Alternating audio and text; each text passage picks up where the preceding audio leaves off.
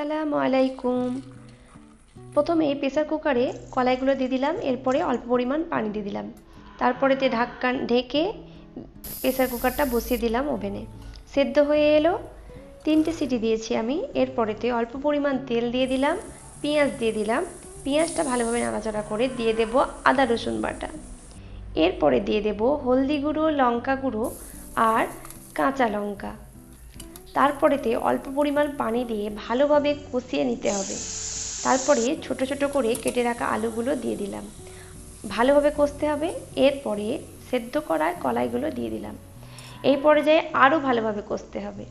কষা হয়ে গেলে দিয়ে দিলাম জিরে গুঁড়ো, ধনে গুঁড়ো আর এই যে সেই ম্যাগি মশলা। জাস্ট একবার ম্যাগি মশলা দিয়ে আপনারা ট্রাই করুন। এরপরে প্রেসার কুকারে মুখ কেটে দিলাম, সিটি বেড়ে দিয়েছে। আর দেখুন কি সুন্দর হয়েছে। আপনারা একবার ট্রাই করুন। ভিডিও ভালো লাগলে চ্যানেল সাবস্ক্রাইব করবেন এবং লাইক, কমেন্ট, শেয়ার